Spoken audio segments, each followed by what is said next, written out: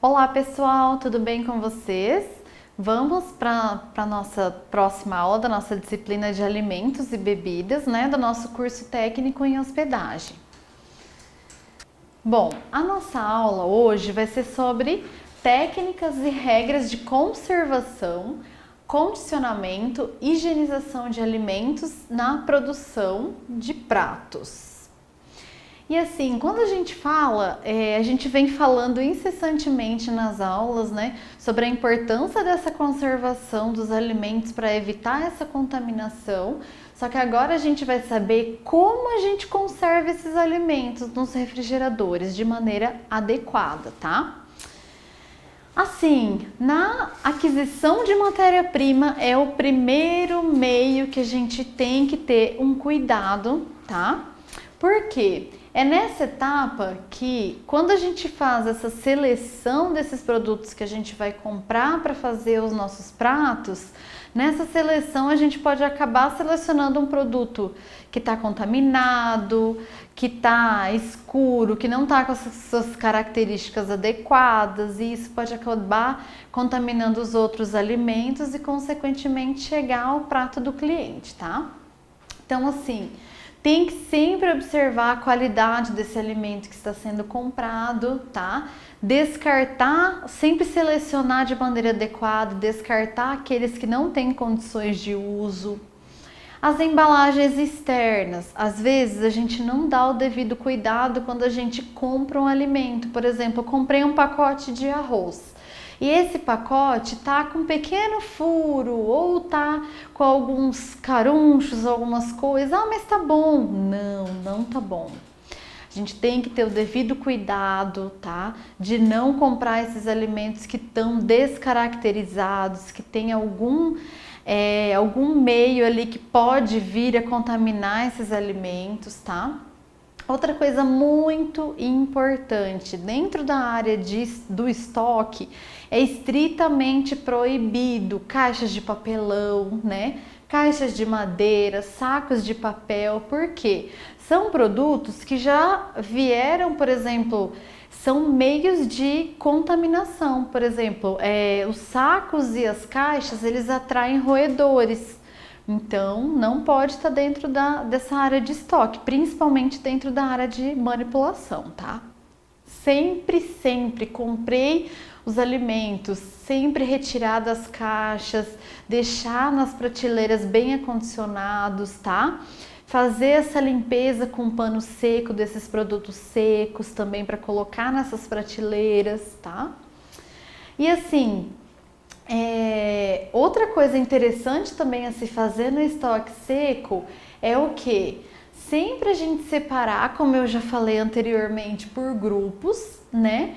E também longe do chão e da parede. Não pode deixar esse alimento muito grudado na parede. Sempre eles devem ficar acondicionados nos estrados, né? Não muito perto do chão também. E o vencimento, sempre a gente tem que colocar de acordo com o vencimento desse alimento. Como assim? A gente sempre utiliza o chamado PEPs.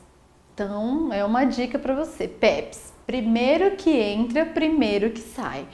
Então, por exemplo, comprei um alimento. Fiz compras, mas tinha sobrado um pouco ali de feijão. Eu não vou colocar esse alimento que já estava ali para trás e colocar o alimento que eu acabei de comprar à frente. Não. Sempre eu vou utilizar aquele alimento que eu comprei primeiro e depois eu vou utilizar os que eu acabei de comprar, tá? Pra gente assegurar que esse alimento não vai estragar, que a data de validade vai estar dentro do prazo quando eu utilizar. E assim, o local sempre seco, limpo, ventilado, como eu já falei. Após a abertura da embalagem original, é sempre interessante o alimento ser guardado e acondicionados, né, em recipientes adequados e identificados. Sempre colocar quando eu abrir, né, a data certinha daquele alimento, para a gente ter esse controle adequado. E outra coisa também do estoque seco, geralmente a gente utiliza planilhas, né, para identificar esses alimentos a quantidade desses alimentos que se encontram dentro do estoque, quanto eu tenho, quanto eu vou precisar ainda, para a gente ter esse controle. Também na planilha a gente colocar a data de validade, quando esse alimento chegou, para ver se está adequado. Até para a gente fazer um controle de custo também adequadamente, porque às vezes esse alimento tem ali no estoque, mas eu não tenho esse controle de que ele tem muita coisa no meu estoque, está desorganizado, então às vezes eu acabo comprando um produto sem ter real necessidade. Outra coisa, pode organizar pilhas desses alimentos? Pode, mas nunca uma pilha que faça esses alimentos caírem, tombarem, não pode ser muitas pilhas. Não armazenar vidros de cabeça para baixo pelo risco de quebrar, de poder machucar algum manipulador que for buscar esse recipiente, esse alimento. Utilizar sempre utensílios limpos, proporcionar, E as embalagens que estiverem danificadas ou abertas, transferir para recipientes limpos e identificar. Por exemplo, usei, por exemplo, um pouco de creme de leite ou usei algum produto que eu possa utilizar depois. O leite, algum produto, eu não posso manter ele no recipiente que ele chegou. Eu sempre tenho que trocar e utilizar ele e colocar em outro recipiente com a data de validade. Outra coisa também, os cereais, as farinhas, as leguminosas, que são os feijões, O que a gente tem que fazer? Sempre eles devem se apresentar isentos de matéria terrosa. Como assim? Quando a gente olha a embalagem do feijão, o feijão dentro da embalagem não pode ter terra, não podem estar suja, tá? A embalagem e principalmente dentro do produto. Tem que estar livre de umidade, porque se esse pacote tiver com alguma abertura e tiver um pouco úmido, ele já está contaminado, então já tem que descartar. Isentos de parasitas, fungos e vestígios de insetos, com coloração específica de cada espécie. Então, cada tipo tem uma característica específica. Se tiver descaracterizado, se tiver com odor, com cheiro, com algum inseto dentro, tem que excluir, jogar esses alimentos. As latas, tem que ter um cuidado muito específico com as latas também. Ao comprar ou no recebimento, na recepção desses alimentos, elas não devem estar sujas, enferrujadas, estufadas ou amassadas, tá? Se tiver, você devolve ou você não compra se tiver no supermercado dessa forma. Os vidros, eles nunca podem estar trincados, apresentar vazamentos nas tampas, formação de espumas ou qualquer outro sinal de alteração do produto. A gente tem que observar sempre quando, principalmente, a gente recebe as carnes, que a gente tem que ter um cuidado, sempre observar. Geralmente também tem as carnes a vácuo, que geralmente a gente compra também. Sempre tem que observar as características sensoriais desse produto, ou seja, se não tem cristais de gelo ou água em volta dessa carne, tá? Se tiver mais escurecida, se não tiver bem vermelha, bem caracterizada, tiver uma água ao lado, assim, uns cristais de gelo, então essa carne pode ter sido descongelada descongelada de maneira inadequada e congelada novamente, pode estar contaminada. Se a carne for resfriada, verificar a consistência, se ela está firme e com cheiro característico, tá? Nunca pode estar com odor, com cheiro forte ou descaracterizado. Medir a temperatura da carne e anotar na ficha de controle, isso é muito importante. Nas áreas de manipulação, seja dentro da câmara fria ou dentro dos freezers, é importante ter sempre um termômetro e uma planilha para controle das temperaturas desses refrigeradores. Por quê? Para a gente saber se eles estão fazendo esse armazenamento de forma adequada, né? Porque às vezes eles podem estragar, podem apresentar algum defeito, não estarem armazenados adequadamente e contaminar essa carne. Por isso que tem que ter planilha de temperatura para esses alimentos. E assim, recebimento de frutas, vegetais e ovos. Sempre, ao receber frutas e vegetais, a gente tem que ver se estão amassados, se não estão rachados, perfurados, murchos, apodrecidos, tá? Tem que selecionar bem esses alimentos, porque igual a gente fala, né?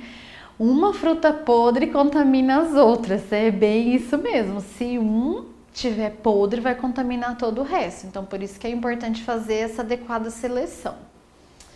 Evitar receber alimentos com insetos, larvas, terra, mofo. Não interessa se a verdura, se a fruta acabou de vir da horta, não interessa. Não pode vir dessa maneira, tá? Bom, e aqui nos recebimentos de leite e derivados, ao receber o leite, deve-se conferir rigorosamente o prazo de validade desse produto. E sempre esse produto a gente tem que observar, além disso, a embalagem também que veio esse produto, tá? Nos queijos, olhar sempre as orientações do rótulo para verificar a temperatura do recebimento. Gente, uma coisa muito importante é o ovo, tá? A gente sabe que o ovo é um produto de origem animal que é muito consumido, né, por seu valor nutritivo. E a gente sabe que ele é rico em proteínas, lipídios, minerais, vitaminas. Quando a gente vai fazer, a gente tem que ter um devido cuidado com o ovo, tanto na seleção quanto nos cuidados. Eu já vi e já ouvi muito falar, antes da preparação a pessoa vai lá e lava o ovo, né? Passa água, passa sabão, lava bem, higieniza o ovo. Será que tá correto? O que vocês acham? Pensa aí. Será que tem que lavar o ovo? O que vocês acham? Gente, o ovo, ele tem uma camada protetora. Essa camada, ela protege o ovo. Essa camada, ela tem na casca, né? Ela protege o ovo, é como se fosse uma película mesmo, tá? Tipo a película que a gente tem no nosso celular, que evita que ele caia e quebre, o ovo, ele tem essa película também. E ela ajuda os ovos, sem essa película, o ovo absorve mais cheiros, odores, né? Perdem água por evaporação e facilita a entrada de micro-organismos. Então a gente não pode lavar o ovo. Quando a gente lava o ovo, a gente facilita com que essa película protetora seja excluída dali, tá? E assim, o ovo, eles devem ser mantidos em refrigeração para obter uma maior duração. E uma coisa muito importante, quando a gente compra o ovo, eles vêm naquela embalagem de papelão, né? É importante, dentro da área de manipulação, a gente fazer a retirada do ovo desses recipientes que eles vêm e colocar todos numa Tupperware e mantê-los assim refrigerados e não armazenados nesse papelão com que ele vem, tá?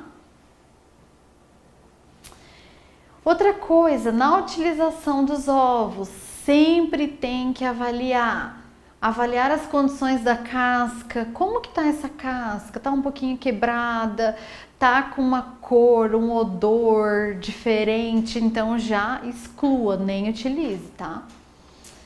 O local de estoque, sempre observar no local adequado, estocar dessa forma que eu falei na Tupperware, sempre colocar o prazo de validade ali quando eu comprei esse ovo. A cocção, sempre é importante saber que com 7 minutos que esse alimento ferve de maneira adequada. O ovo nunca pode ser servido ou utilizado quando tiver um ovo cru, né? Tem que estar bem cozido.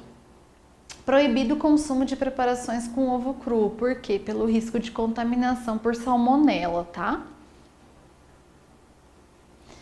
E assim, a gente fala armazenar, mas como deve ser esse armazenamento dentro do refrigerador? Como deve ser? Os alimentos prontos, eles devem estar nas prateleiras superiores, como vocês estão vendo na imagem. Então, fiz o alimento, coloquei num recipiente adequado, vou colocar para conservação, ele sempre tem que ficar na primeira prateleira, na superior. Os alimentos semi-prontos ou pré-preparados, eles têm que ficar na intermediária, né? E os alimentos crus nas prateleiras inferiores, tá? Tem que fazer, como eu falei, o controle diário da temperatura desse equipamento para saber se ele está adequado, se está refrigerando certo. E não esquecer de fazer a higiene desse equipamento.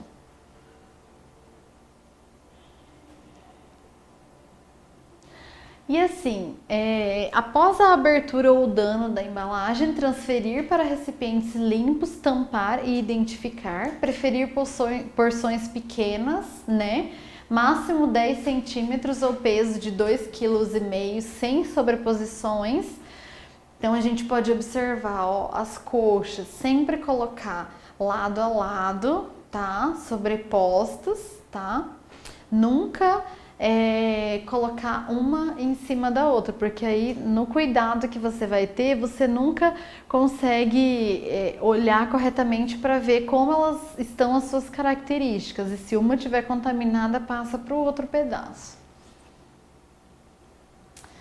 E assim, os produtos carnes, sobremesas, frios, laticínios, né, que já foram manipulados, alimentos pós-cocção, eles devem ser mantidos numa temperatura de armazenamento até 4 graus por no máximo 72 horas. Então tem que ter esse devido cuidado, porque essa temperatura e esse tempo que esse alimento pode ficar é o máximo, porque se ficar num tempo maior pode contaminar esse alimento.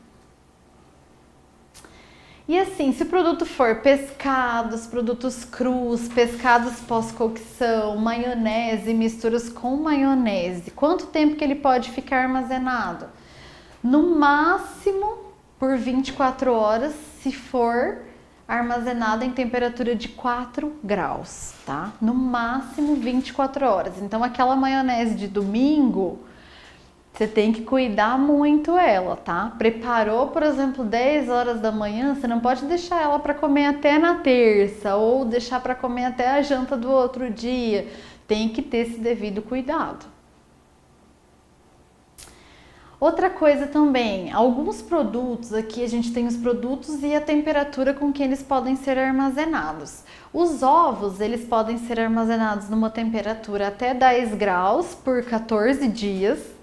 Os folhosos e frutas sensíveis, por exemplo, as frutas que estragam mais fáceis, banana principalmente, eles podem ser armazenados numa temperatura de 10 graus, né, por 72 horas.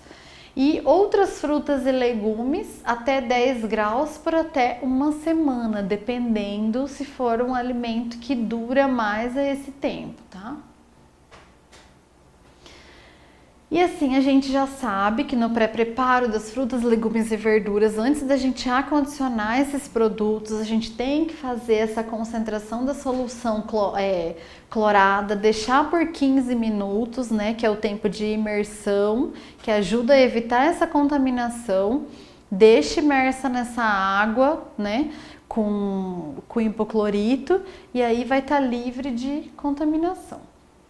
E assim, os produtos que você viu lá, selecionou, viu que o prazo de validade ou que eles não estão com as características adequadas, nunca você deve colocar esses alimentos juntos na área do estoque. Você tem que separar esses alimentos que você vai fazer a troca para não colocá-los junto, tá? Porque um alimento acaba comprometendo os demais. Outra coisa, a data de validade também, nunca esquecer, tá? Mesmo dos alimentos secos, sempre tá observando. Os componentes devem ser sempre armazenados num ambiente, numa temperatura que não fique diretamente o sol voltados para o produto, tá? A temperatura ambiente sempre ou bem refrigerado. Especificações próprias para preservar o rótulo e a qualidade do alimento. E assim, gente, é muito importante a última dica que fala o quê?